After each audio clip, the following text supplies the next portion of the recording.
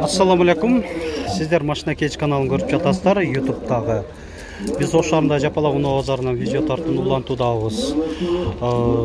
Азыр сиздерге тартуулай турган бул видео мала литрашкаларды тарта кетем. Бул жакта мына байкагыңыздардай Chevrolet Spark, Honda Jazz, Hyundai Getz, Toyota Corolla жана башка ушундай бензин аз жеген, күйүүчү аз талап кылган унааларды көрсөтө кетем. Бардыгыңыздарга аябай кызыктуу болуп атса керек ушундай унаалар. Тюнингтелген ушул Mugen абвесиндеги Honda Jazz'дан баштай берели. Достор, решеткасы да Mugen, туманниктер бар.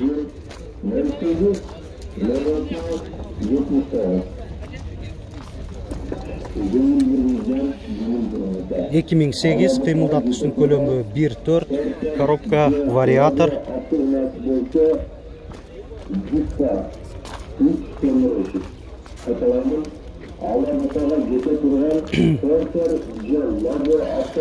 Комплектациясын көрсөтүп коелу.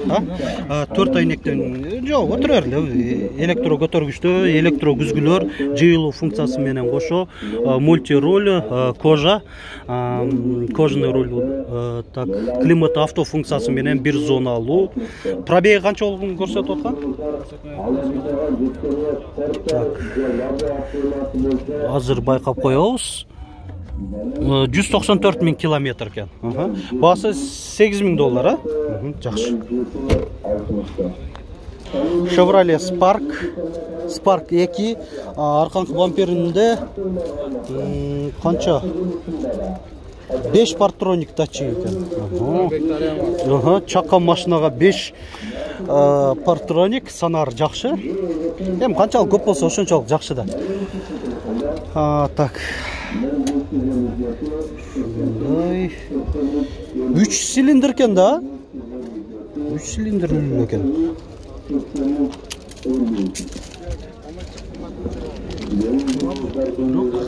Бир объемда. 2016 эсин байланыш номери 554 77 77 93. Контроль слепых зон бар. Жакшы. Бесключевой доступ. Так, мынаки антизанос, старт-стоп, монитор, климат авто функциясы менен, отуруштары да жылуу системасы, кара кожа, кожаларда мына байкагыңыздардай абал жакшы, жыртык, жарака жерлери жок.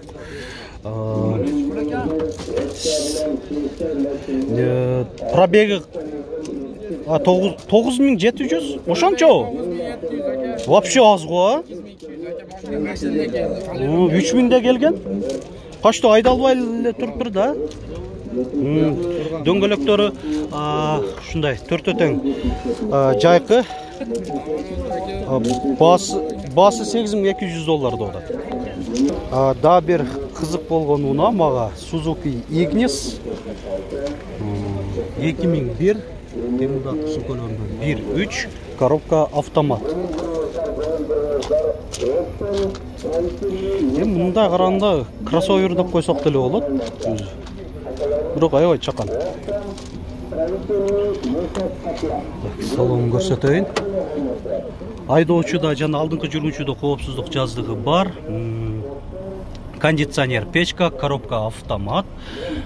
Пробеги 233 000 көрсөтүп атат, корректировка фар, 4 айнектенби, электро көтөрүш жок, алдыңкы айнектер экен, 330 000 сом деп атат. Жакшы. Расход канчаны? 7-8, 7-8 100 бензин сарптайт экен. Chevrolet Spark 2010, объемы 1, коробка автомат, 450 000 сом деп атат. 4 айнектен электро көтөргүчтө, кондиционер, печка, электро күзгүлөр.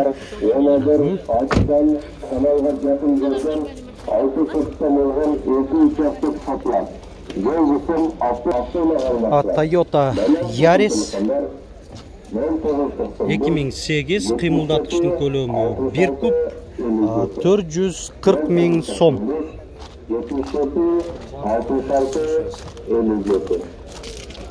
Коробка механика екен, коробка. Салам алейкум, кандайсыңар? Алдыңкы айнектери электро көтөрүштү. Корректировка 5 режимде, кичинекей машинага жакшы. Кожаный руль, кондиционер бар экен, жакшы.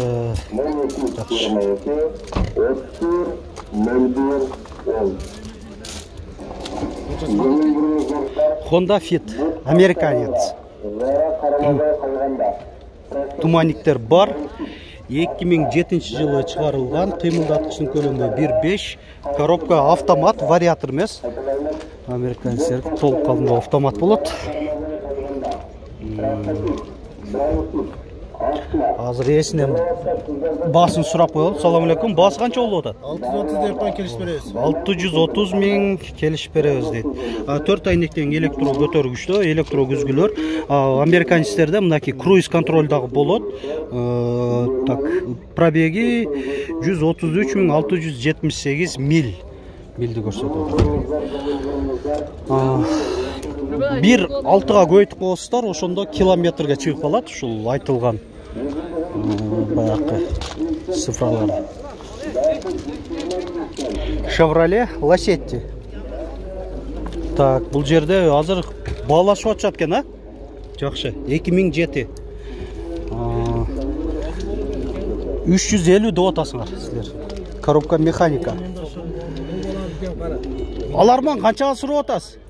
300 000 сурап атат. 300 000 сурап атасыз, 300 000 сомго. 350 деп атат экен. Opel Zafira'ны көрсөтүп коеюн. 2001 коробка автомат, кыймылдаткычтын көлөмү 1.8, 330 000 сом. Сураттар комплектациясын көрсөтүп коелу. 4 айнектен электро көтөргүчтө, электро күзгүлөр, кондиционер, печка, корректировка фар бар. Валейкум ассалам. Так. Окей. Гетстерди эмнеге көрсөтпөй атасыз десеңер, эми кезек келип атат. Гетс канча болду? 350. Туманниктер бар. 2004 кыймылдаткычтын көлөмү 1.4, коробка механика. 150 000 сом болуп атат. Эми комплектациясын көрсөтөлү. 4 айнектен электро көтөрүштө, электро күзгүлөр, кожаный руль, кондиционер, печка.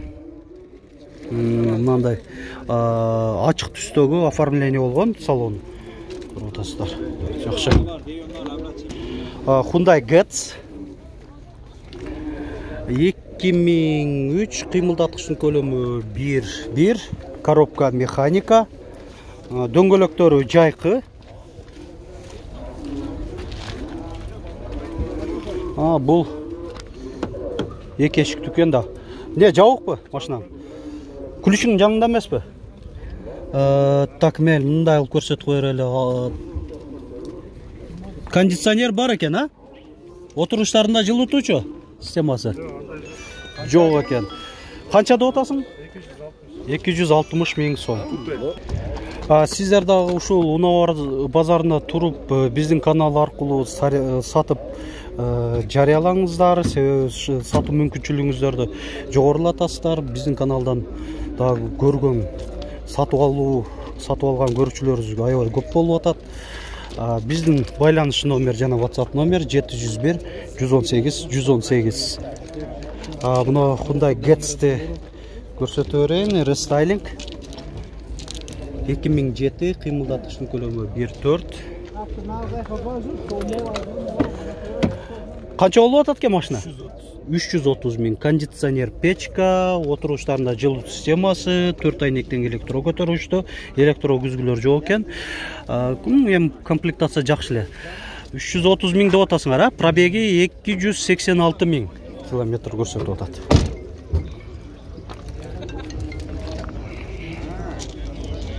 Hyundai Solaris Кыргызстан номеринде 2013 кыймылдаткычтын көлөмү 1.4, коробка механика. Айтылыш басы 450 000 сом. Hyundai Avante 3 Gold кен. 2005 кыймылдаткычтын көлөмү 1.5 же 1.6 болобу? 1.5 автомат. 300 канча дедиңиз? 380 000. Азыр ачып берсе, салонда көрсөтүп коеюн. 4 айнектен электро көтөрүштө, айдоочуда коопсуздук жазыгы бар, подлокотник. Ручник дагы бар экен да? Мынаки, рахмат. Дайыма ошо классты басып, подписаться баскычын басып турабыз деп атат. Мынаки 4 туруктуу көрүүчүбүз бар экен. Бир эле үй бүлөдө мынаки туруктуу биздин 4 көрүүчүбүз бар. Аябай жакшы, кубанычтабыз. Рахмат. Алдагы көрүп турам. 4 жаш. 4 жаштагы.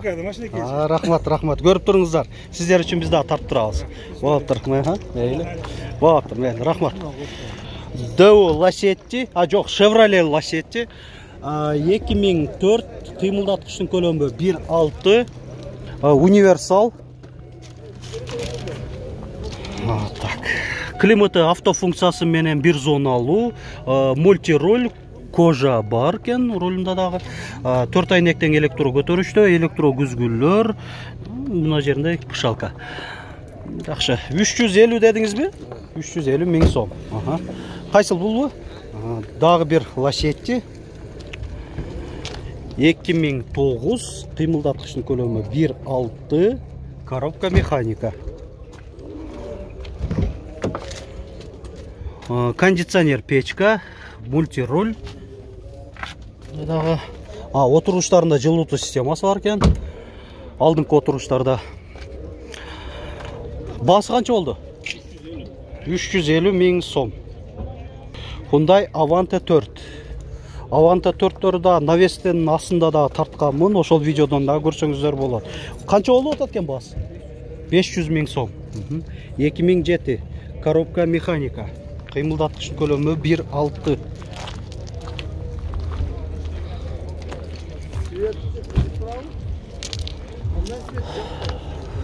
Жыйынтыктай берели видеону. Мынаки кызык эле болду. Мен үчүн аябай ар түрдүү машиналар тарткан аракет жасадым. Сиздерге да тандоо болсун деп. Баягы Toyota Corolla, Kia Morning'тер тартпай калдык. Себеби көрдүңүздөр, алдыбыздан чыкпай калды. Кийинкилеринде сөз тарткан аракет жасайбыз.